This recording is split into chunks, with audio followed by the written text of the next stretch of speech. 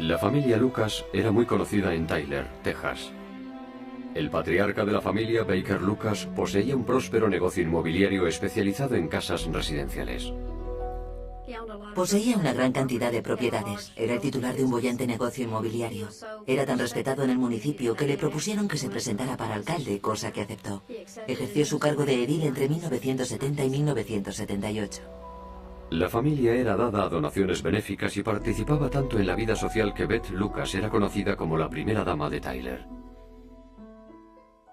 Era muy sociable, le gustaban las fiestas, pertenecía a un club botánico, a otro literario y a la Symphony League desde su fundación. Ella sería una de las primeras personas, estoy segura, que se inscribiría en ella. Pero la suerte de la familia se truncó de forma dramática en 1985 cuando Baker Lucas murió en un accidente de tráfico. Para Betty Lucas fueron momentos muy duros porque para ella su marido lo era todo. Él era su enlace con todo lo que tenía lugar en Tyler. Ella estaba totalmente entregada a él, le quería un montón. Ahora tenía que llevar una vida sola y eso era un golpe muy duro, porque habían estado muy unidos en sus años de matrimonio. El hijo de Lucas, Steven, se hizo cargo del negocio familiar. Pero las cosas no volvieron a ser las mismas. Sintiéndolo por Steve, su padre era una persona tan carismática y respetada que le iba a ser muy difícil siquiera llegarle a la suela de los zapatos. Seguramente era algo a lo cual no estaba acostumbrado, por lo que intentó llevar el negocio familiar lo mejor que pudo, pero no tan bien como su padre. 3 años después, la familia recibió un segundo mazazo. Beth Lucas había caído por las escaleras de su casa y fue llevada con urgencia al hospital. Desgraciadamente, nunca pudo recobrar la conciencia. Estuvo en cuidados intensivos durante al menos un día. Decidieron desentubarla y murió, enterrándola al día siguiente. Todo sucedió muy rápido. Incluso sus personas más cercanas ni siquiera se enteraron de su funeral hasta el último momento. En aquel entonces, nadie pensó en la necesidad de una autopsia. Nadie se hubiera imaginado una muerte tan fatídica. Como amigas ya habíamos planeado lo que íbamos a hacer en la residencia de la tercera edad cuando fuéramos para allá juntas. Era increíble que ya no estuviera entre nosotros. 2 personas fueron testigos del accidente de Beth Lucas, su hijo Steve y su hija de 20 años, Stephanie. Steve declaró que su madre de salud delicada subió la escalera con un reproductor de vídeo. Dijo que él trató de ahorrarle ese peso, pero que ella se negó. Era un aparato de vídeo de esos antiguos, o sea, voluminoso y pesado, de unos 15 kilos. Mucho más que lo que pesan los vídeos que conocemos en la actualidad. En el tramo final de la escalera, Steve dijo haber insistido una vez más en llevarlo él. En el momento en que él trató de arrebatárselo, y consecuencia de esos instantes de tira y afloja entre ambos, ella salió despedida por encima de la barandilla de la escalera. Fue a caer en el tramo inferior de la escalera y siguió avanzando hasta la parte final. El aparato de vídeo astilló la moldura y ladeó uno de los cuadros de la pared. Pero tras las exequias de Beth Lucas, el personal de la ambulancia le informó a la policía de que Steve Lucas se había comportado de forma sospechosa cuando llegaron a casa de la fallecida. Nos dijeron que Steven Lucas estaba esperando fuera. No estaba dentro acompañando a su madre cuando ellos aparecieron. Mientras, la señora Lucas yacía en el suelo agonizando, si se quiere decir así, ella sola. Recibimos varias llamadas anónimas en el departamento de policía sugiriéndonos que teníamos que investigar la muerte de Betty Lucas, que no fue realmente un accidente, sino quizás un homicidio. Así que los investigadores decidieron indagar más a fondo en la muerte de Beth Lucas.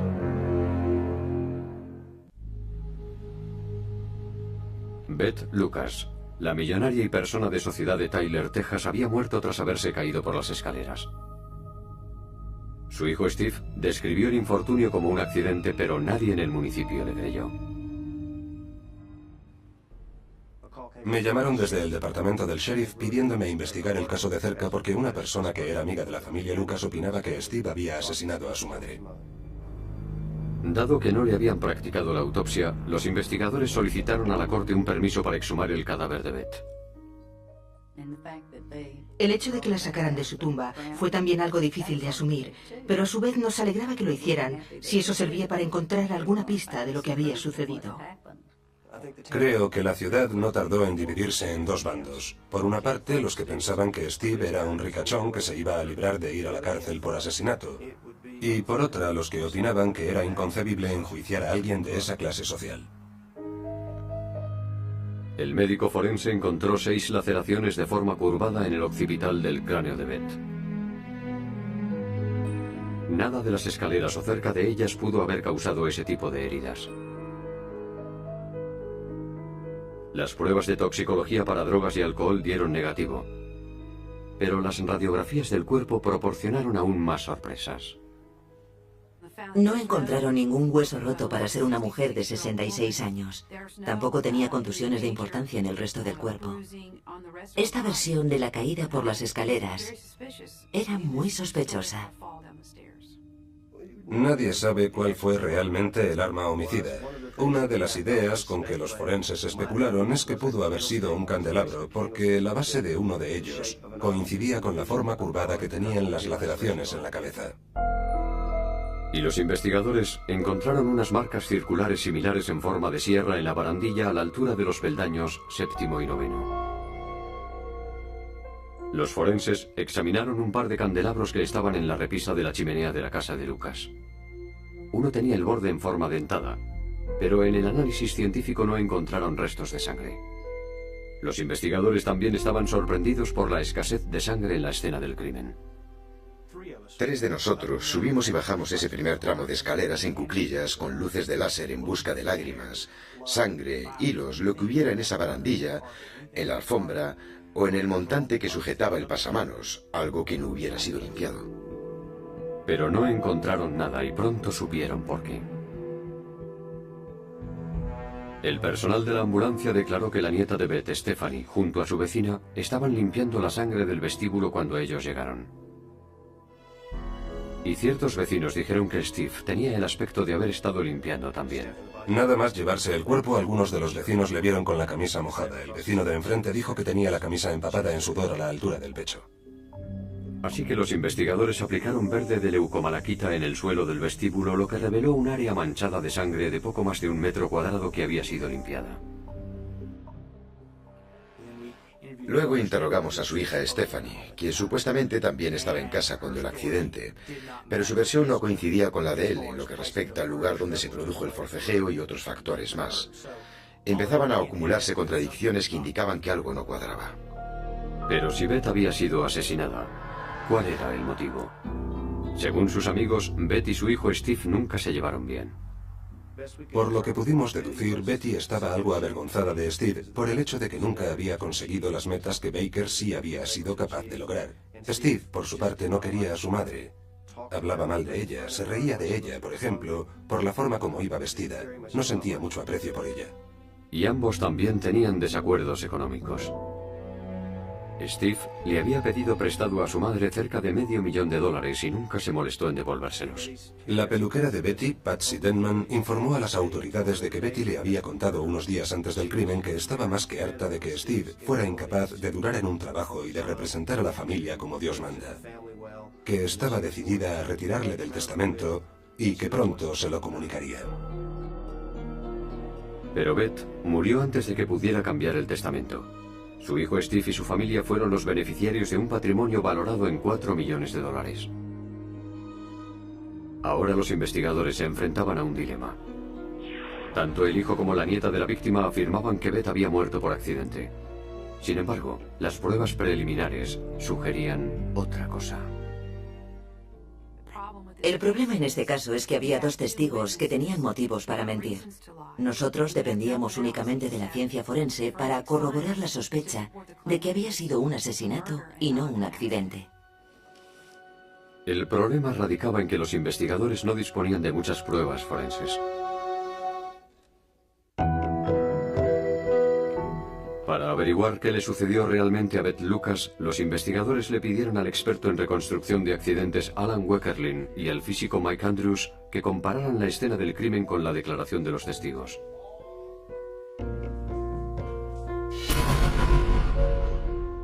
El hijo de la víctima, Steve, y la hija de este, Stephanie, coincidieron en el relato básico de los hechos. que Beth subió las escaleras portando un reproductor de vídeo a la vez que Steve fue detrás de ella para evitar que llevara tanto peso.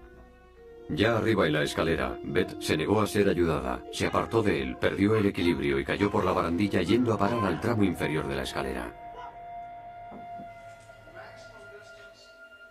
Weckerlin encontró una fisura en la moldura cerca de la que Steve afirmó que había caído ella junto al aparato de vídeo. Pero un examen exhaustivo reveló una contradicción. Me hice con la moldura de madera y el aparato de vídeo. Me llevé ambos objetos a Dallas y los examiné con un microscopio binocular. Con una imagen aumentada pude distinguir claramente que el impacto se había producido de abajo hacia arriba. Ya conocíamos la orientación y la trayectoria del golpe. Si el aparato de vídeo hubiera caído desde arriba, como Steve declaró, hubiera golpeado la moldura en trayectoria descendente y no ascendente. Además, Weckerlin se quedó absorto por lo que encontró al final de los escalones, donde supuestamente se había originado el accidente. Steve y Stephanie dijeron que Beth cayó por encima de la barandilla de aproximadamente 1 metro de alto. Pero si Beth Lucas medía 1,65 de altura, eso significaba que el pasamanos estaba más alto que su cintura, es decir, a más altura que su centro de gravedad. El centro de gravedad en esta investigación era importante, porque no puedes empujar un cuerpo, una persona o un objeto cualquiera por encima de un obstáculo si este último tiene dicho centro de gravedad más alto.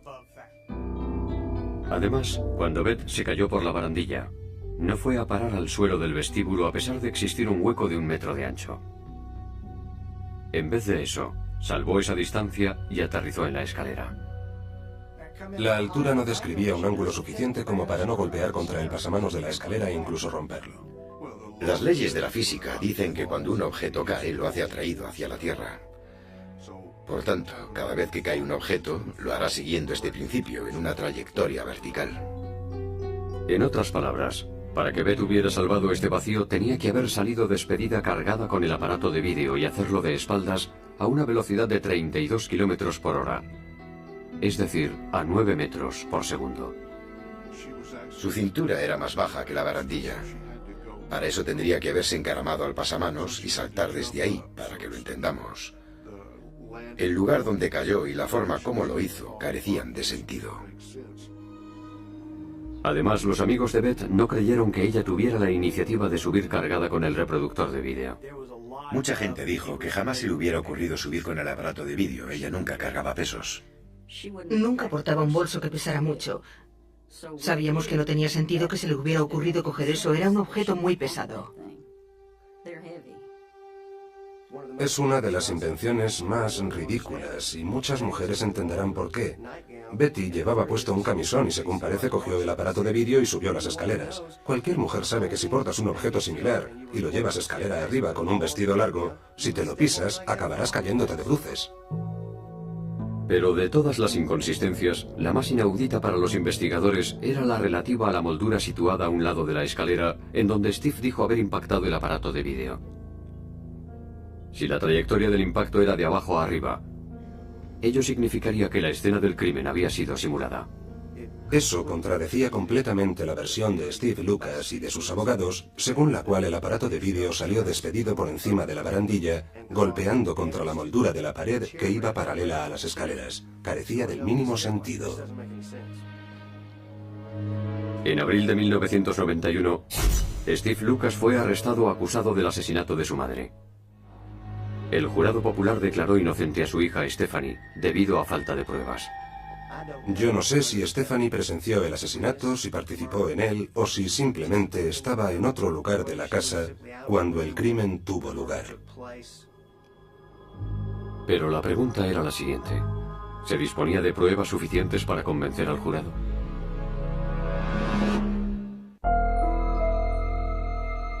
La acusación cree que la muerte de la conocida millonaria Beth Lucas no fue un accidente.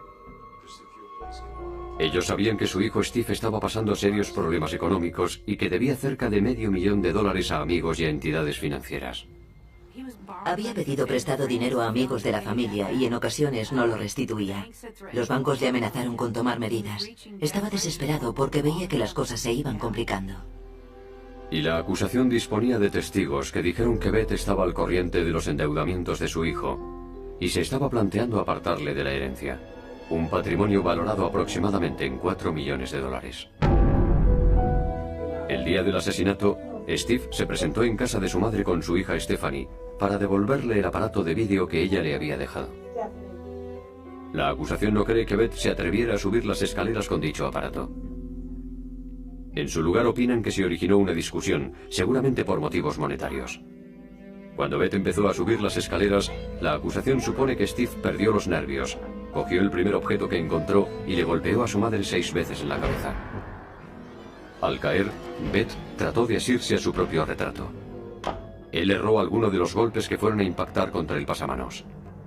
Steve limpió la sangre del arma homicida y lavó la ropa que llevaba puesta. Luego trató de simular que Beth se había caído mientras transportaba el aparato de vídeo. Para corroborar su versión, fue él mismo quien astilló la moldura. Él pensaría que le había salido todo perfecto. No se planteó que alguien alguna vez iría allí a examinar la marca de la pared y que diría que la trayectoria del impacto era la equivocada. La defensa aportó una recreación por ordenador para demostrar que en la práctica era posible que una persona se cayera de espaldas y fuera a parar contra el segundo tramo de escaleras, tal y como Lucas había descrito. La otra gran cuestión en este caso era cómo fue posible que ella, cargada con un pesado reproductor de vídeo, cayera por un lado de la barandilla. Doy por supuesto que lo llevaría a poca altura sobre su cuerpo y que lo arrastraría consigo durante la caída. Estamos diciendo que el aparato de vídeo la impulsó por encima del pasamanos. Habría que lanzarlo con muchísima fuerza para empujar a una persona al otro lado del pasamanos. Los dos expertos de la acusación dijeron que Beth Lucas hubiera dañado el pasamanos al golpearse contra él de haber caído de esa manera. Pero la barandilla de la escalera no mostró desperfecto alguno. El que no se hubiera roto nada en el pasamanos me hizo pensar que la versión de la defensa no se sostenía en absoluto. No era verdad. Iba contra las leyes de la física. Sorprendentemente, tras semanas de deliberaciones, el jurado no llegó a un veredicto. El primer juicio acabó en punto muerto porque los 8 miembros del jurado votaron empate. Pero la acusación no se rindió. Steve Lucas fue juzgado de nuevo 3 años después. Esta vez la acusación puso mayor énfasis en las pruebas forenses y destacó la importancia de la moldura, que confirmaba su teoría de que la escena del crimen había sido preparada. Había que tener en cuenta lo del pasamanos para comprender la importancia del desperfecto de la moldura en la versión de Steve Lucas. Sacar a colación lo de la barandilla de la escalera en el segundo juicio era un factor clave para conseguir que el jurado viera la animación por ordenador en la que se representaba la trayectoria del aparato de vídeo acorde al relato de Steve Lucas. La acusación también trajo a expertos que corroboraron los hallazgos del médico forense. El otro hecho importante que se produjo cuando subió a testificar el médico forense es que su declaración fue corroborada por el Dr. Charles White, profesor de la Facultad de Medicina de la Universidad Suroeste de Texas, quien a su vez era el director de la unidad de neuropatología. Para él era evidente que se trataba de un homicidio una vez que vio las pruebas forenses. Steve Lucas subió al estrado para asumir su propia defensa, pero no logró convencer al jurado. Subió las escaleras hasta el descansillo y giró hacia la planta de arriba. Cuando se es capaz de demostrar desde el plano científico y forense con un elevado grado de certeza que eso ocurrió de otra manera, que esa hendidura fue hecha adrede desde un ángulo determinado, la declaración del acusado se derrumba por sí sola. En noviembre de 1994, Steve Lucas fue declarado culpable por el asesinato de su madre y sentenciado a 35 años de cárcel. Asistí a 2 de las vistas y vi las pruebas presentadas. Para mí, los forenses estaban muy seguros de sí mismos acerca de este caso porque los otros, la defensa, no pudieron aportar una razón o evidencia lógicas que demostraran que algunos de los forenses habían mentido. Steve Lucas se inventó su relato de los hechos acerca de la muerte de su madre y trató de convencer al jurado de que era verdad. Sin embargo, la ciencia forense demostró que no era cierto y que Beth Lucas había sido asesinada por su propio hijo. Sin la aportación de la ciencia, creo que habría salido absuelto. Si no hubiéramos dispuesto de una prueba objetiva que contradijera lo que Steve Lucas contó, creo que el jurado no lo hubiera tenido muy claro a la hora de condenarle. La ciencia fue determinante en este caso. La ciencia, tanto la física como la medicina, demostraron que él era culpable. Hay crímenes que estremecen por su brutalidad, otros por su misterio. Y luego están esos que te desconciertan, por su teatralidad, porque no basta con secuestrar, con herir, con dominar. El autor necesita algo más, algo retorcido, algo simbólico, como enviar flores. Flores. A la madre de la niña que acabas de raptar. Nadie estaba preparado para lo que sucedió aquel día de invierno.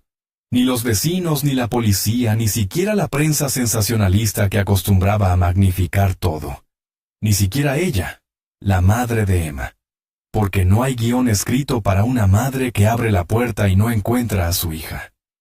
No hay palabras suficientes para describir el silencio que se instala cuando una niña desaparece sin dejar rastro. Pero mucho menos hay lenguaje para lo que vino después. Emma tenía 11 años.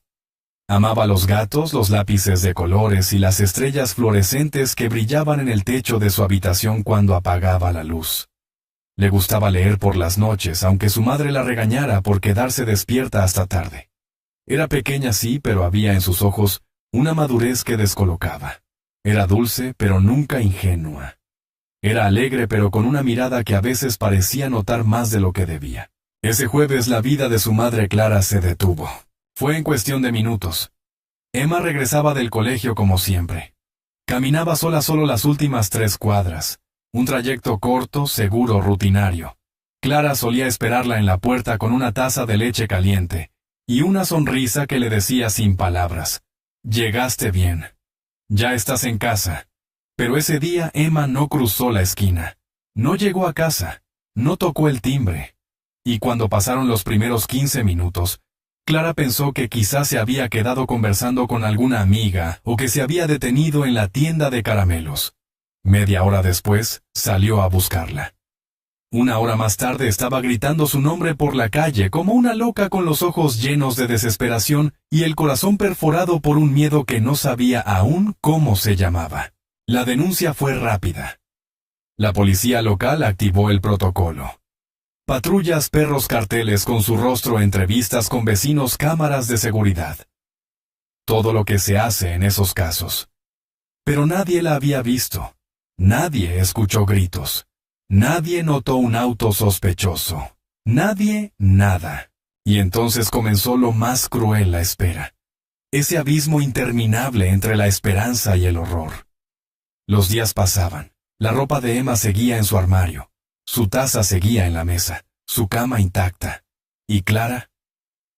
Clara dejaba de dormir, de comer, de vivir.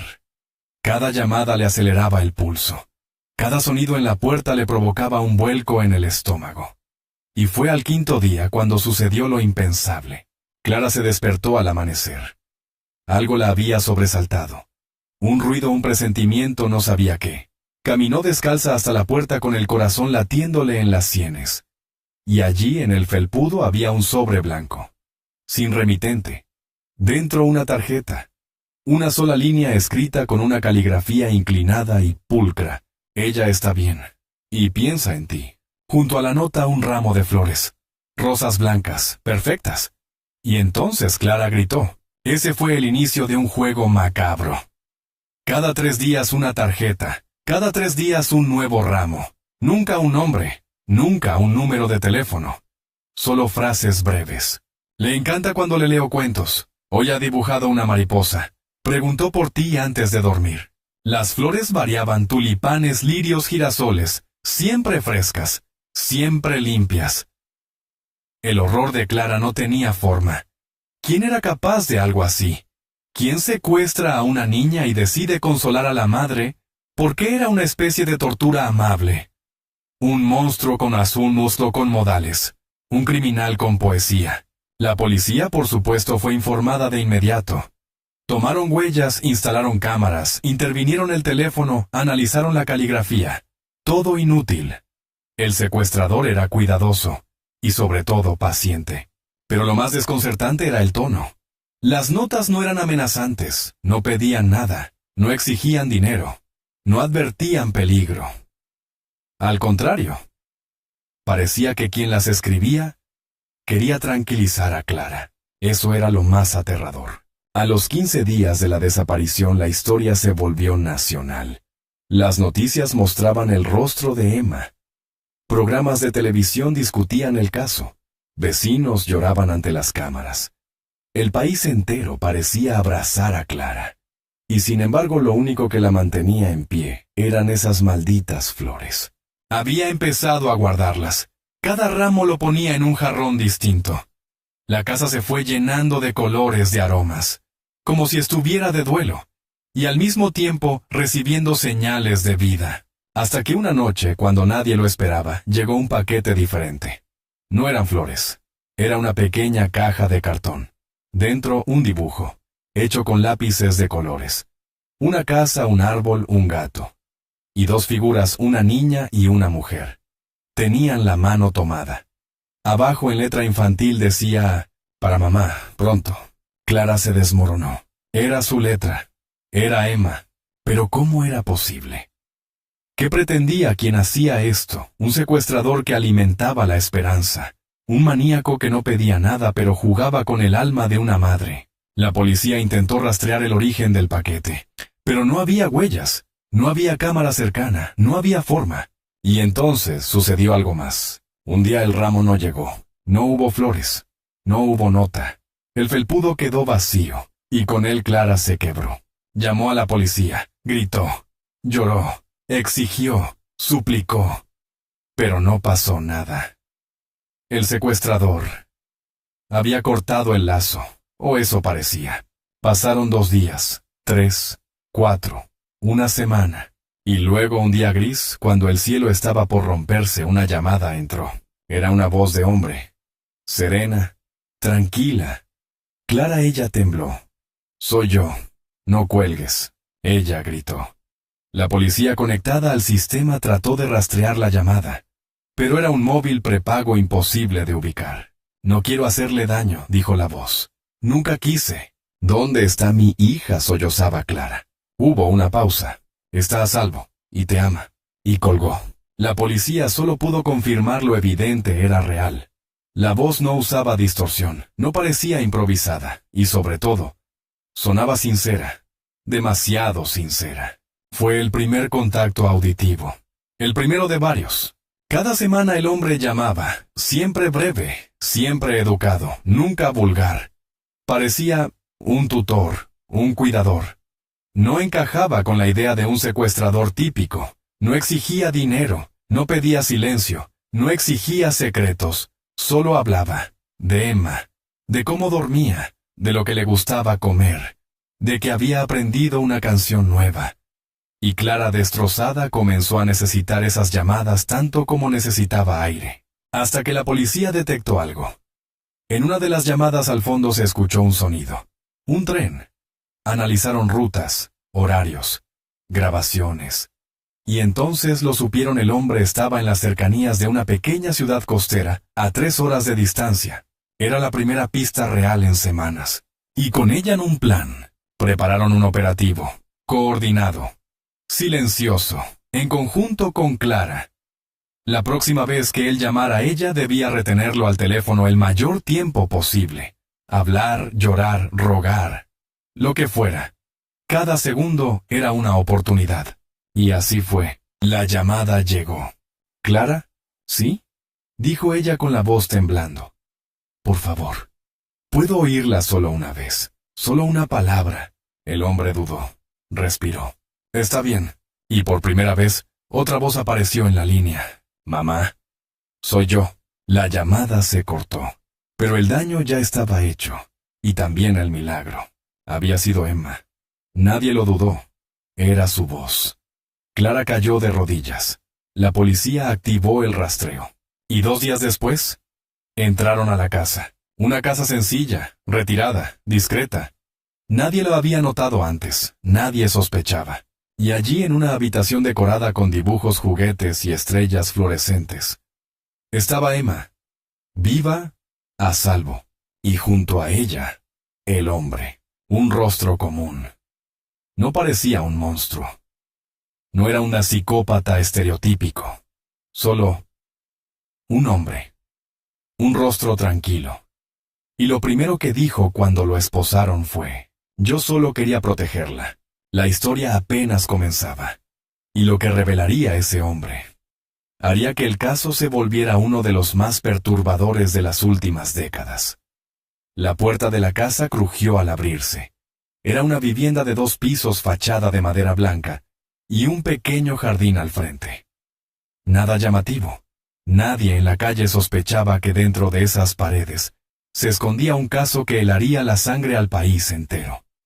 Los agentes avanzaron con las armas desenfundadas, aunque no encontraron resistencia. Solo silencio. Y a Emma, dibujando con sus piernas cruzadas en la alfombra como si todo aquello fuera normal. Como si no supiera que afuera el mundo entero la buscaba. Cuando Clara la vio, el mundo se detuvo. Emma alzó la vista. Durante un segundo que pareció eterno, madre e hija se miraron. Los ojos de la niña se agrandaron. Soltó los crayones, se levantó de golpe y corrió. Clara la abrazó tan fuerte que casi no podía respirar. Las dos lloraban. Pero no de miedo, no de angustia. Era algo más profundo. Era algo que solo se siente cuando algo que parecía perdido para siempre regresa. Pero no todo estaba claro. Él también estaba ahí, sentado en una silla sin moverse, el rostro inexpresivo. Cuando los agentes lo esposaron, no opuso resistencia. No la lastimen, dijo simplemente. Ella es buena.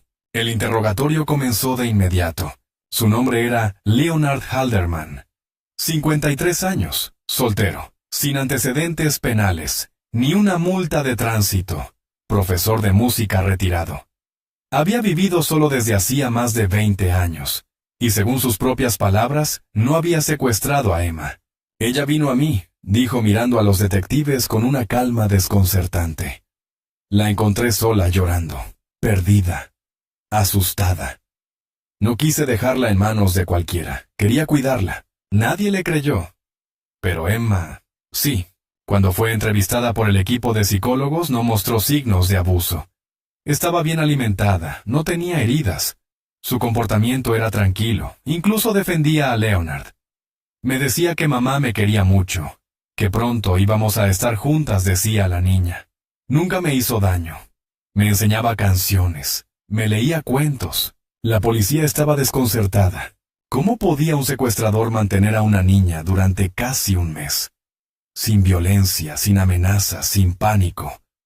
¿Por qué una menor no mostraba trauma evidente? Y sobre todo, ¿por qué alguien cometería un crimen tan calculado, tan organizado, y luego se sentaría en la sala a esperar que lo arrestaran sin oponer ni una palabra? La respuesta era más oscura de lo que parecía. Días después del rescate comenzaron a salir los detalles. La habitación donde Emma había vivido era casi una réplica de su cuarto en casa. Leonard había impreso fotos de sus redes sociales de las entrevistas televisivas de Clara para replicar hasta los detalles más pequeños. La manta con estrellas, las luces, incluso el peluche que la niña había perdido años atrás. Todo, una reconstrucción, una fantasía. Y en un cuaderno encontrado en un cajón cerrado, había más de 100 páginas escritas a mano. Cartas, pensamientos, planes, una especie de diario. Ella merece una infancia perfecta. Una donde nadie la abandone, donde nadie le falle. La madre parece buena pero está rota. Yo puedo ofrecerle algo mejor. Un entorno puro. Cada flor que le envío es un símbolo de redención. Ella debe saber que su hija está a salvo, que no es culpa suya, que aún puede haber belleza en el dolor. Y entonces el espanto tomó forma. Leonard no quería un rescate. No planeaba un intercambio.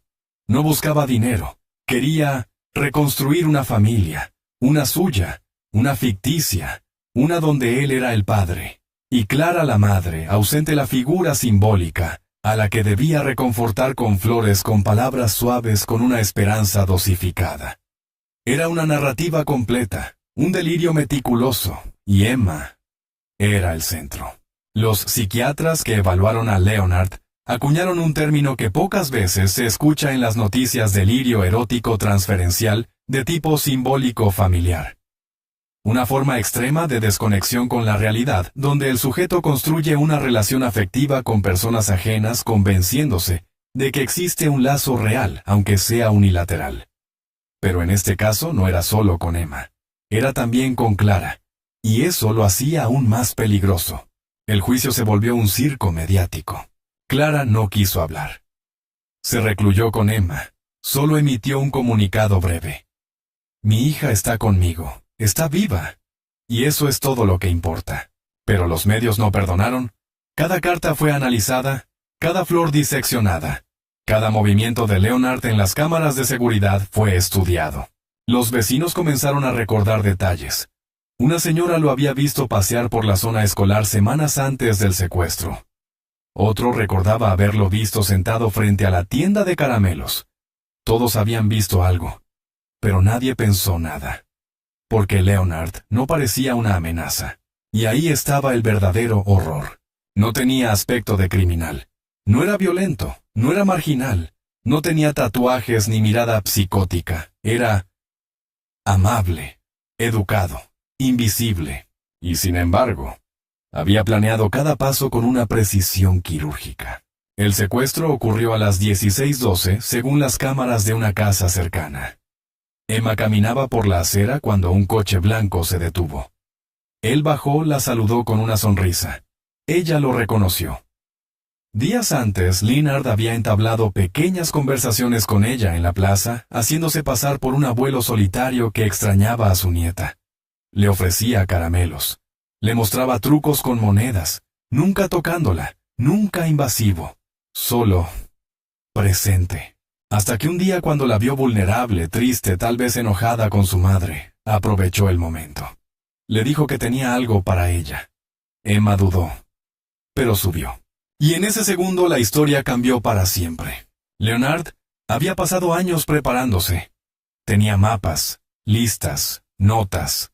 Sabía los horarios de la policía, las cámaras de vigilancia, los vacíos en los sistemas. Había estudiado cómo intervenir las flores para que no dejaran olor sospechoso. Había usado guantes quirúrgicos. Cada nota que dejaba en la puerta de Clara era escrita con un bolígrafo nuevo. Cada sobre sin saliva. Y aún así, no fue por todo eso que lo atraparon. Fue por el sonido de un tren, un error mínimo, un descuido humano. Y gracias a eso la historia no terminó en tragedia. Pero muchos se preguntaban, ¿habría llegado a soltar a Emma? Cuando le preguntaron en el juicio, Leonard respondió, claro que sí. Solo necesitaba más tiempo para que ella comprendiera que aquí podía ser feliz. Que su mundo anterior no era tan perfecto como parecía. Quería que ella eligiera quedarse. Por amor, no por obligación. Las palabras retumbaron como un eco enfermizo. Emma, por su parte, no volvió a hablar en público. Pero con el tiempo reveló en privado a los terapeutas algo escalofriante. Yo pensaba que estaba enfermo, pero era bueno. Me trataba bien, me hacía sentir importante. Me decía que mamá me amaba, pero que necesitaba descansar. Que yo la pondría triste si volvía demasiado pronto. La manipulación había sido fina, sutil, progresiva. Leonard no necesitó cadenas, ni gritos, ni amenazas, solo palabras. Palabras y flores. Las rosas blancas se convirtieron en símbolo de una pesadilla. Durante meses, Clara no pudo ver una flor sin temblar. Emma no pudo olerla sin sentir náuseas. Lo que antes era un gesto de amor, ahora era el recuerdo de un secuestro. Y eso es quizás lo más siniestro de todo. Leonard no solo secuestró a una niña, secuestró los símbolos, los aromas, los gestos.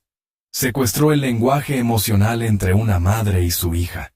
Y eso no hay celda que lo repare. El tribunal lo condenó a 32 años de prisión sin posibilidad de libertad condicional. Los psiquiatras pidieron internamiento en un centro especializado. Pero Clara solo dijo una frase al salir de la sala. No quiero venganza, quiero olvido. La casa donde Emma había estado fue demolida, las flores incineradas y las cartas devueltas a Clara. Ella las guardó en una caja que enterró en el jardín bajo un árbol de almendras, no para recordar, sino para asegurarse de que nunca nadie vuelva a escribirle desde el abismo. Nadie habló durante el viaje de regreso a casa. Clara y Emma iban en la parte trasera del coche oficial juntas, pero en silencio como si el aire aún fuera demasiado denso para respirar con normalidad. Emma apoyó la cabeza sobre el hombro de su madre, y Clara la rodeó con el brazo sintiendo que su hija estaba ahí, pero también en otro lugar, un lugar al que ella aún no podía llegar, porque el cuerpo de Emma había vuelto, pero su mente, su mirada, esa tardaría más. La casa las recibió como una fotografía congelada, la taza aún sobre la mesa, la puerta de su habitación entreabierta, las flores marchitas en los floreros repartidos por todos los rincones. Clara dudó un segundo. No quería que su hija viera eso. Pero Emma caminó derecho hacia el ramo de lirios en la sala, lo miró durante unos segundos. Y luego, sin decir nada, se dirigió a su habitación. Clara la siguió. En el umbral, se detuvo. Emma estaba de pie frente a la cama. Miraba las estrellas fluorescentes en el techo, las mismas que tenía en la otra habitación, las mismas que Leonard había recreado. Las pegó en el mismo lugar, dijo sin emoción en la voz. Contó cuántas había aquí. Clara sintió un nudo en la garganta. No tienes que hablar de eso si no quieres, murmuró. No ahora. Emma la miró. Él decía que esto era nuestra segunda casa. Pero esta es la verdadera, ¿no? Clara la abrazó fuerte. Y por primera vez desde que la recuperó, Emma se soltó a llorar. La terapia empezó pocos días después. El equipo de psicólogos infantiles sabía que el caso era excepcional. Emma no había sido agredida físicamente, pero el nivel de manipulación emocional que había sufrido era profundo, casi quirúrgico. Leonard no había usado el miedo, había usado el afecto, había suplantado el vínculo materno. Y eso dejaba heridas invisibles. ¿Te hizo creer que tu mamá no te quería?, preguntó una terapeuta. Emma negó con la cabeza. Él decía que mamá me amaba, pero que estaba rota, que no podía cuidarme. ¿Y tú le creíste? Al principio no. Pero luego empecé a pensar que tal vez era verdad, que mamá se había cansado, porque nadie me encontraba. Esas frases se grabaron como cuchillas en el corazón de Clara. Por las noches, Emma tenía pesadillas. Soñaba que Leonard la llamaba desde el jardín, que traía flores, que cantaba una canción con una voz suave, hasta que ella salía y la puerta volvía a cerrarse. Una y otra vez. Clara intentaba contenerla, pero a veces al abrazarla Emma se sobresaltaba. Perdón, susurraba. Es que tú hueles como las flores. Y Clara comprendió que el trauma era más profundo de lo que pensaban. No se trataba solo de lo que Leonard le había dicho. Se trataba de todo lo que había reconstruido a su alrededor. El olor, la voz, los objetos, los dibujos. Había invadido su memoria emocional, y ahora cada recuerdo feliz estaba contaminado. La prensa no tardó en volver a cargar. Aunque Clara había pedido privacidad, los reporteros seguían a la familia a todos lados. Y cuando no lograban una foto, inventaban versiones. Algunos hablaban de una conexión emocional entre Leonard y Clara, basados en la extraña dulzura de las cartas. Otros sugerían que Emma había aceptado su cautiverio por problemas en casa. Nada de eso era cierto. Pero en los titulares, la verdad importa poco. Clara, agotada, tomó una decisión. Vendió la casa. Una mañana se levantó, miró a Emma dormir abrazada a su peluche, el verdadero, el que ella le había comprado, y entendió que necesitaban empezar de nuevo. No podían seguir viviendo entre paredes que guardaban flores marchitas y ausencias invisibles. Empacaron lo necesario. Cambiaron de ciudad, cambiaron de nombres. Se fueron. Pero los fantasmas, como las raíces, a veces viajan con uno. En la nueva escuela, Emma al principio no hablaba. Los profesores sabían quién era, aunque intentaban actuar con normalidad. Un día una compañera se le acercó con un dibujo. ¿Te gusta dibujar?, le preguntó. Emma lo miró. Era un árbol con flores rosas. Se quedó quieta con el lápiz en la mano como si la invadiera una corriente eléctrica. Luego bajó la cabeza y dijo: «No sé». La niña no insistió, pero desde ese día empezó a sentarse a su lado en el recreo, sin hablar. Solo estando ahí. Y fue así lentamente como Emma volvió a respirar. Mientras tanto, Leonard Halderman enfrentaba su condena. En prisión era una figura ambigua. No era violento. No hablaba mucho. Pasaba los días escribiendo cartas que no enviaba. Y tocando el piano en su mente con los dedos sobre la mesa sin sonido. El personal médico decía que era consciente, que no estaba loco, pero algo en su mundo interno se había fracturado. Una vez un periodista logró una entrevista breve. Le preguntó por qué lo había hecho. Leonard respondió: «¿Alguna vez ha visto cómo un pájaro herido cae del nido? Lo recoge, lo pone en una caja con algodón, lo alimenta, y luego cuando sana lo suelta. Solo que a veces no vuela. Y uno se pregunta, ¿acaso fue culpa del cuidado?». El periodista no entendió. Nadie entendió, tal vez porque no había lógica real. Leonard no era un villano clásico, era otra cosa, una sombra suave, un susurro retorcido, una distorsión del amor. ¿Y Emma? Era su espejo. La había elegido porque era sensible, porque leía libros, porque en algún punto también se sentía sola. Y en esa grieta él entró. Pero con el tiempo, algo cambió. Emma comenzó a escribir, no en diarios, no en redes sociales. Escribía cuentos, historias sobre niñas valientes que escapaban de bosques encantados, de casas de caramelos, de relojes rotos. En una de esas historias titulada «La niña que dormía con una flor en el bolsillo», narraba la vida de una pequeña que cada noche guardaba una flor bajo la almohada, temiendo que un jardín entero creciera mientras dormía y la atrapara. El cuento terminaba así, y una noche, sin saber por qué, dejó la flor en la ventana. Al amanecer, el jardín había desaparecido, y por primera vez, respiró sin miedo. Clara lo leyó en silencio. No dijo nada, solo la abrazó, porque a veces el perdón no llega. Pero la sanación sí. El tiempo pasó. Las noticias cambiaron. La historia fue reemplazada por otras tragedias, otros titulares. Pero en algún lugar una niña seguía reconstruyendo su infancia, y una madre su fe, y un país su entendimiento de lo que significa ser víctima y sobreviviente, porque hay crímenes que matan, y hay crímenes que deforman. Y luego están aquellos que como flores se disfrazan de belleza, pero crecen en silencio, sobre un terreno envenenado. Emma cumplió 12 años en silencio. Sin globos, sin tortas, sin velas. Solo una noche tranquila en una ciudad nueva con una madre que intentaba aprender de nuevo cómo abrazarla sin romperla. Clara le regaló un libro, uno sobre constelaciones. Pensó que a Emma le gustaría mirar el cielo por la ventana, trazar líneas invisibles y darle nuevos nombres a las estrellas. Nombres que no dolieran, nombres que no recordaran a aquel hombre. Pero cuando Emma abrió el regalo, se quedó mirándolo unos segundos y dijo: «¿Sabías que Orión también fue un cazador?». Clara se congeló. Era fuerte, muy fuerte, pero al final fue herido por algo pequeño, una picadura. A veces lo que parece grande no lo es tanto. Y entonces sonrió. Por primera vez en mucho tiempo. No una sonrisa completa, pero una curva suave en los labios que decía: «Todavía estoy aquí».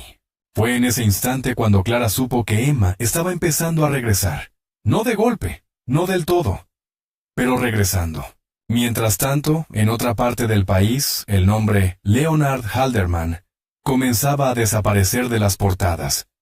El juicio había terminado, la sentencia dictada. Los periodistas se fueron.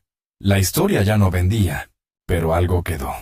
Un periodista local, de esos que no buscan fama sino comprensión, había seguido el caso desde el inicio. Su nombre era Mateo Abarca, y sentía que había una historia aún no contada.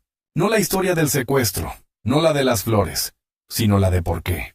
Porque Leonard había hecho lo que hizo con una precisión quirúrgica, pero nunca explicó por qué Emma, nunca explicó por qué Clara, y eso lo obsesionaba. Mateo comenzó a indagar. Viajó a la ciudad donde Leonard había vivido durante décadas.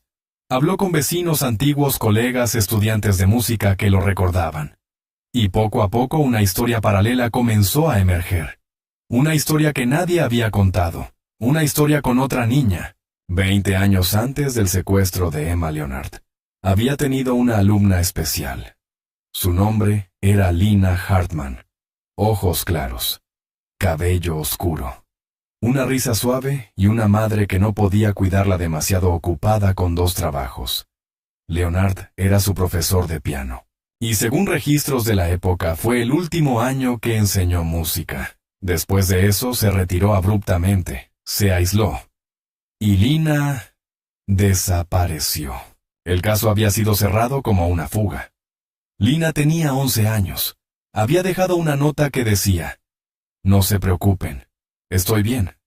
Nunca la encontraron. Mateo rebuscó entre archivos, visitó la comisaría donde se había archivado el caso. Al principio nadie quería hablar, pero un agente jubilado al ver la foto de Leonard, soltó el café. Ese era el profesor de la niña, ¿no? Lo investigaron. No había pruebas. Ninguna denuncia. La madre lo defendía. Decía que era el único que se preocupaba por su hija. ¿Y qué pasó? Nada. El caso quedó ahí. Como muchos. Pero para Mateo, eso no era nada. Consiguió una foto antigua de Lina, y cuando la comparó con una de Emma, el parecido fue inquietante. El mismo corte de cabello. La misma forma de la nariz. Los mismos ojos grandes llenos de preguntas. ¿Era posible que Leonard hubiera recreado a Lina, que 2 décadas después, aún viviera en el recuerdo de una niña que desapareció bajo su influencia? Que Emma no fuera una elección al azar, sino la repetición enfermiza de una escena pasada. Mateo escribió un artículo. Uno largo, doloroso. Lo tituló «La niña que tocaba el piano y la que no debía volver a desaparecer». Fue publicado en un sitio independiente sin demasiada difusión, pero llegó a Clara. Y cuando lo leyó, no pudo dormir. Volvió a mirar los dibujos de Emma, uno en especial. Una figura masculina de espaldas sentado frente a un piano. Una niña pequeña detrás, mirándolo en silencio. La niña no era Emma. Tenía una trenza y ojos tristes. Emma nunca había mencionado el piano, pero lo había dibujado. Clara la despertó con suavidad. ¿Quién es ella? Emma miró el dibujo medio dormida. Lina dijo. Él hablaba de ella a veces, pero bajito, como si fuera un secreto. ¿Y te dijo quién era? No, solo que la había decepcionado.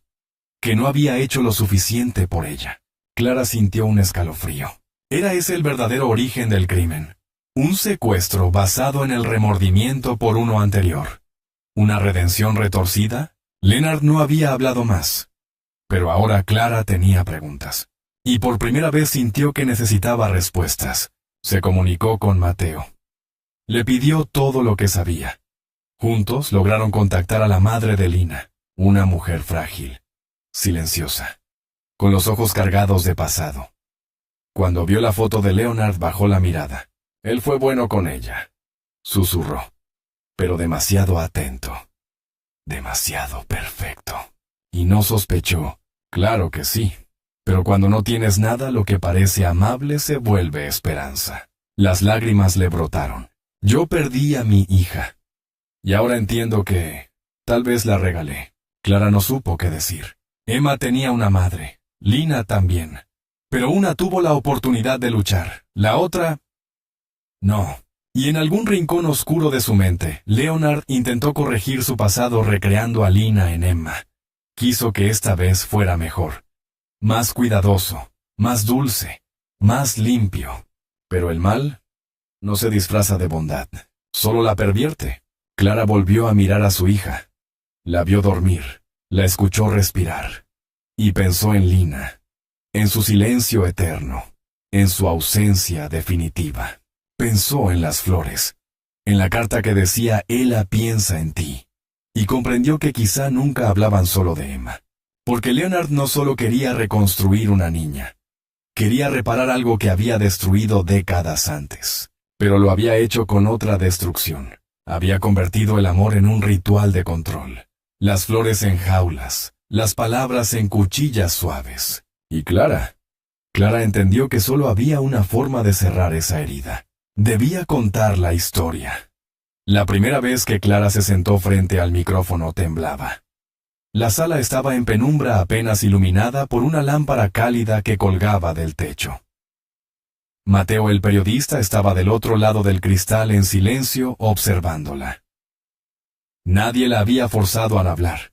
No había contrato, ni guión, ni cámaras. Solo un deseo contar lo que el silencio no podía sostener más. Y con una respiración temblorosa comenzó. Me llamo Clara. Y durante 26 días, mi hija estuvo secuestrada, no en un sótano, no en una celda, en una mentira cuidadosamente tejida por un hombre que sabía cómo hacer que el dolor pareciera poesía. Sus palabras fueron grabadas, editadas con respeto y publicadas en forma de podcast. No tardaron en hacerse virales, pero no por el morbo, sino por la claridad con la que describía lo que nadie entendía: el secuestro sin cadenas, el daño sin golpes, la herida que no deja cicatriz visible. Contó todo. Las flores, las notas, el dibujo, la llamada, el momento en que escuchó la voz de su hija al otro lado del teléfono, y supo que el mundo no volvería a ser el mismo. Habló de cómo Leonard le había robado algo más que a su hija. Me quitó el derecho a confiar en los gestos dulces.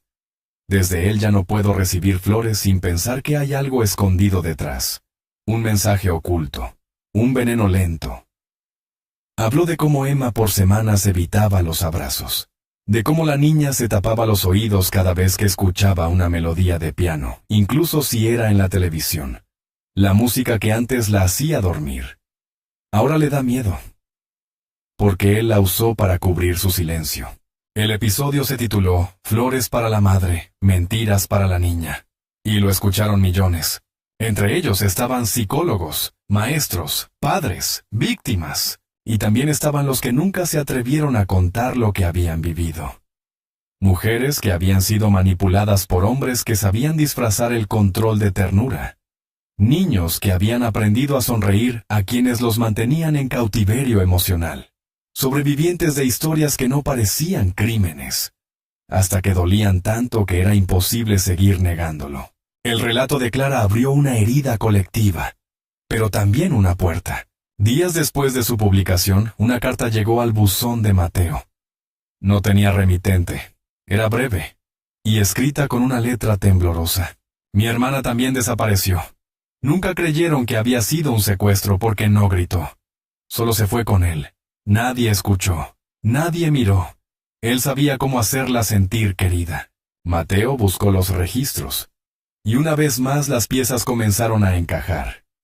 Porque Leonard no había empezado con Emma, ni con Lina.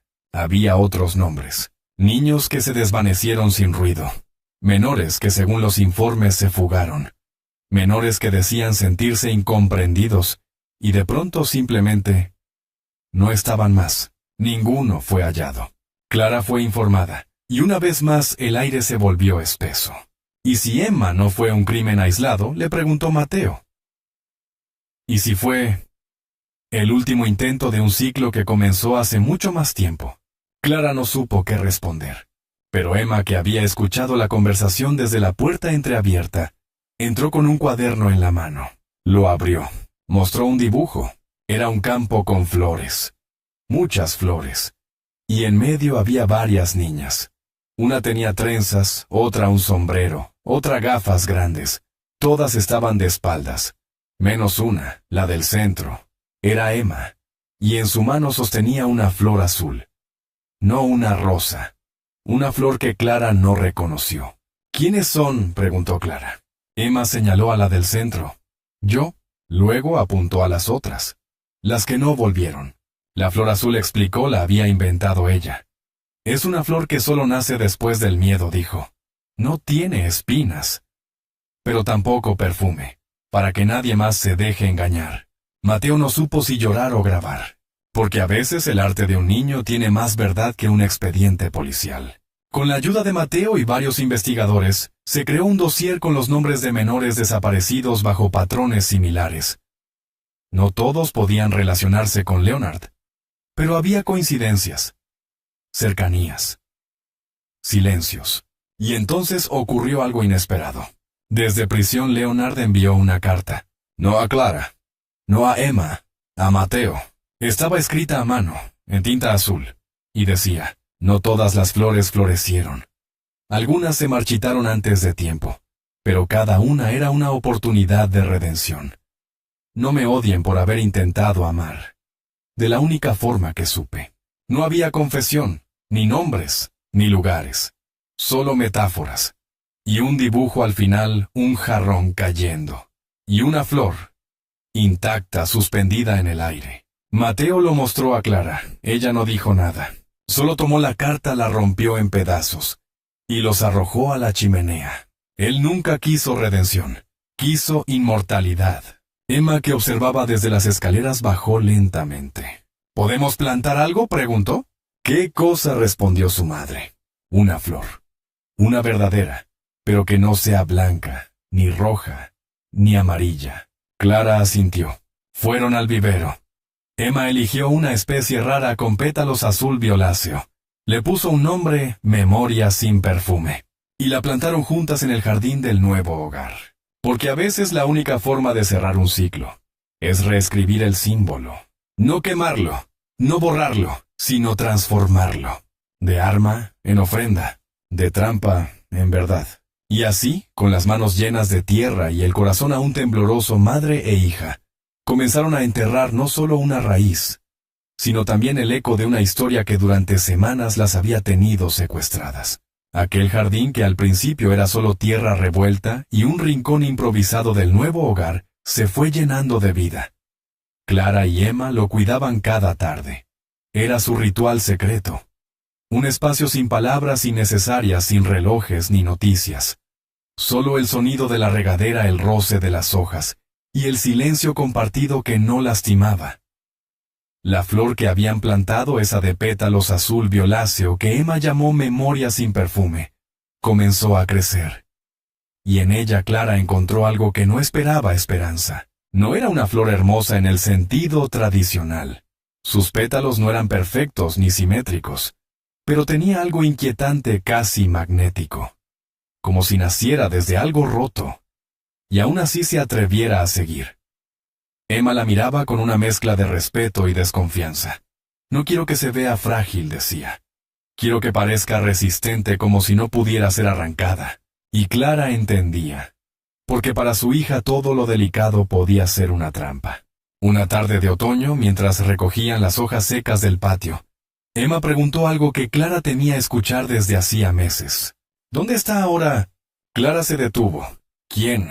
Emma no la miraba. Seguía jugando con el rastrillo entre las manos. Él. Un viento suave sopló en ese instante, como si incluso el aire contuviera el aliento. Clara dejó caer la bolsa que sostenía. Está en la cárcel. Emma asintió. ¿Está solo? Clara no supo qué responder. Supongo que sí. ¿Y nadie le manda flores? El corazón de Clara se detuvo por un segundo. ¿Por qué preguntas eso? Emma se encogió de hombros. No sé. Pensaba que tal vez si él también sintiera lo que es esperar, entendería. Clara se arrodilló frente a ella. La miró a los ojos. Él nunca entendió a Emma, porque lo que hizo no fue amor. Fue control. Fue egoísmo. No importa cuán bonito lo decorara. Emma la abrazó con fuerza. Es que a veces me confundo, porque me cuidaba, pero también me escondía, y allí estaba la verdad cruda. El verdadero daño. Leonard no la había golpeado. No la había encerrado en un sótano oscuro. La había hecho creer que el encierro era protección, que el aislamiento era afecto, que la distancia con su madre era una necesidad.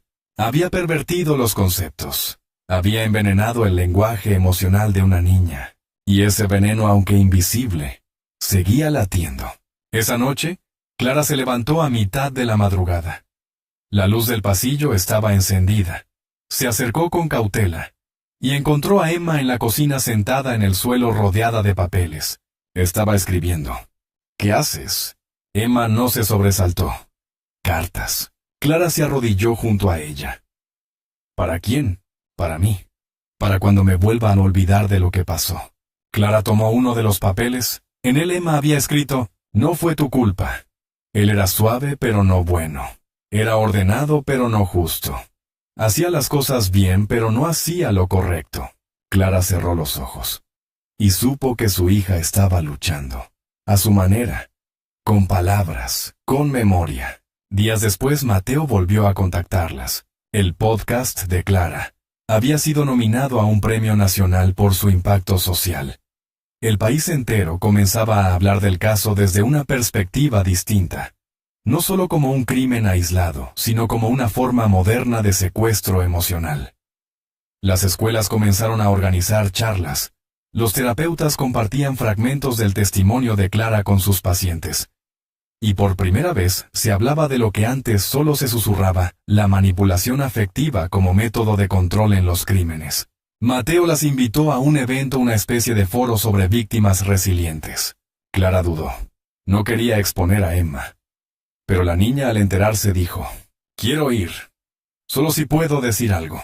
El salón era amplio, lleno de periodistas, académicos, familias. Emma subió al escenario con una hoja entre las manos. Sus piernas temblaban. Pero su voz cuando habló fue firme.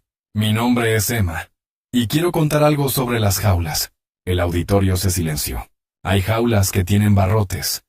Pero también hay otras que tienen alfombras suaves, juguetes, dibujos en las paredes. A veces, esas son las más difíciles de romper. Porque no sabes que estás atrapada hasta que alguien abre la puerta y te das cuenta de que habías dejado de buscar la salida. Nadie respiraba. Él me decía que mamá me amaba. Pero que era mejor que me quedara con él. Que así no la preocuparía. Y yo le creí. Porque usaba palabras bonitas. Porque me escuchaba. Porque parecía cuidar de mí. Pero ahora sé que no era protección. Era silencio. Era encierro disfrazado de paz. Al final bajó la hoja. Y lo más difícil no fue salir. Fue volver a confiar en lo bonito. El auditorio rompió en aplausos. Pero Clara lloraba en silencio. No de tristeza, sino de algo más profundo. Algo como redención. En los días que siguieron, Emma comenzó a escribir más. Publicó un cuento ilustrado con ayuda de una fundación. Se llamaba El hombre que hablaba con flores. Era la historia de un jardín que cada vez que alguien sufría, ofrecía una flor en silencio. Pero nadie sabía que esas flores al tocarlas susurraban mentiras. Solo una niña logró escucharlas sin dejarse engañar. Y en lugar de arrancarlas, las replantó. El cuento se volvió parte de una campaña nacional de educación emocional en escuelas. Y Emma, por fin sonreía sin peso. Pero no todo terminó ahí. Una mañana la cárcel donde Leonard cumplía su condena, emitió un comunicado urgente. El hombre había sido encontrado inconsciente en su celda. Una sobredosis. No de pastillas, de tinta. Se había tragado pedazos de cartas que había escrito y luego rasgado. Una forma absurda, simbólica, teatral. No murió. Pero quedó con daño permanente. Ya no podía hablar con claridad. Las palabras que una vez fueron su arma se le deshicieron en la boca. El monstruo de las flores había perdido su voz. Clara se enteró por televisión. Emma estaba a su lado. La miró y preguntó, ¿qué pasa ahora? Y Clara sin dudar respondió, ahora crecemos. Porque algunas historias no tienen un final cerrado, solo transformaciones. Y ellas, madre e hija, habían dejado de sobrevivir. Ahora por fin estaban viviendo. El invierno volvió a caer sobre la ciudad lento y sereno, como si la vida intentara suavizar las heridas con una capa blanca de silencio. Hacía justo un año.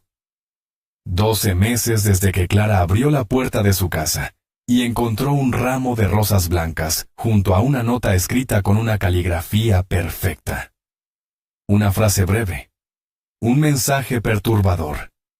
Y el inicio de una historia que les cambiaría la vida para siempre. Ahora la puerta seguía allí. Pero no había flores. Había tierra, tierra removida por manos pequeñas. Emma con guantes y gorro de lana plantaba nuevas semillas, no de flores, sino de algo más duradero. Árboles. ¿Sabes cuánto tardará este en crecer?, preguntó mirando el agujero que acababa de abrir. Clara la observó desde el porche con una taza de té en las manos. ¿Cuánto? 7 años. ¿Y por qué Emma sonrió. Porque en 7 años voy a tener 19, y quiero volver aquí justo en mi cumpleaños, y sentarme bajo su sombra. Clara bajó la mirada. Había un brillo nuevo en su hija. No inocencia, no exactamente, pero sí algo parecido a la fuerza. No todos los sobrevivientes hablan. No todos los sobrevivientes escriben, pero algunos siembran. Emma había empezado a dar talleres con otros niños que, como ella, sabían lo que era perder la confianza en lo más básico, en una sonrisa amable, en un gesto de afecto, en una flor entregada sin intención aparente. Y en cada taller comenzaba igual. Hoy vamos a hablar de las cosas que parecen bonitas, pero no lo son. Luego repartía hojas, y les pedía que dibujaran una flor inventada. Pero con una condición: no puede tener olor, ni espinas, ni colores conocidos. Los dibujos eran extraños, algunos inquietantes, pero todos sinceros. Y al final Emma decía: estas flores son las únicas que nos protegen. Porque no intentan engañar, no te piden que las huelas, solo están ahí. Firmes. Reales. Muchos padres observaban desde lejos conmovidos, porque no se trataba solo de un ejercicio, era una forma de enseñarles a ver lo invisible, de advertir sobre las trampas emocionales que no se aprenden en la escuela, sobre los monstruos que no gritan, que no arrastran cadenas, pero que saben cómo entrar en la vida de alguien. Con un ramo de lirios en la mano, Clara mientras tanto había retomado su trabajo como terapeuta ocupacional, pero ahora con un nuevo enfoque. Atendía madres que habían perdido a sus hijos, madres que los habían recuperado, distintos, madres que no entendían cómo se podía sobrevivir a algo que no dejó marcas, pero sí sombra. En cada sesión Clara repetía una frase que había escrito en la pared de su consulta: el amor no encierra, no dosifica, no vigila, el amor libera. Un día una mujer se acercó después de una charla. Tenía los ojos grises, el cabello recogido y la voz casi quebrada. Usted fue la madre de la niña de las flores. Clara asintió. La mujer sacó una foto arrugada de su cartera. Mostraba a una niña de cabello liso con una trenza al costado. Ella era mi hermana. Se llamaba Lina. Nunca la encontraron. Pero cuando Emma contó su historia, sentí que había algo de ella allí. Clara tocó la foto. La imagen temblaba entre sus dedos. Gracias por no dejar que se apagara del todo, dijo la mujer. Gracias por darle voz aunque no supiera hablar desde hace 20 años. Clara no pudo responder, solo abrazarla. Y por primera vez sintió que Lina también había regresado. En la cárcel, Leonard Halderman permanecía recluido. Su cuerpo envejecía más rápido que el tiempo. Y aunque seguía escribiendo sus cartas, ahora eran incoherentes. Dibujos de flores, partituras incompletas, frases inconexas. Había perdido la estructura. El lenguaje que antes manipulaba con precisión quirúrgica se le había disuelto entre los dedos. Una tarde uno de los celadores encontró en su celda una hoja particular. Solo tenía una línea: la flor se marchita cuando nadie la mira. Y debajo un pétalo seco pegado con cinta adhesiva. Sin perfume, sin vida. Cuando Clara lo supo, no sintió compasión, sintió justicia. Porque no todos los castigos vienen con barrotes. Algunos llegan como una lenta pérdida del control sobre aquello que creías dominar: las palabras, los símbolos, las emociones. Y eso, para Leonard, era la peor condena posible. Emma nunca volvió a mencionarlo. No porque lo hubiera olvidado, sino porque había aprendido a colocar su historia en su sitio. Una caja, una flor, un libro, nada más. El día que el árbol que plantó cumplió su primer año, Emma escribió una carta. La colocó en una botella de vidrio y la enterró junto al tronco. Nunca dijo qué decía. Pero cuando Clara le preguntó, solo respondió: es para la Emma del futuro, para recordarle que salimos, que respiramos, que la flor sin perfume floreció. Y allí, en ese jardín sencillo donde una madre y una hija habían aprendido a reconstruirse, crecía algo más que naturaleza. Crecía el testimonio silencioso de que hay historias que no se apagan, que lo que el miedo quiso marchitar puede con tiempo volver a brotar, sin necesidad de ocultarse, sin necesidad de engañar. Solo crecer, libre, real, sin perfume, pero con verdad,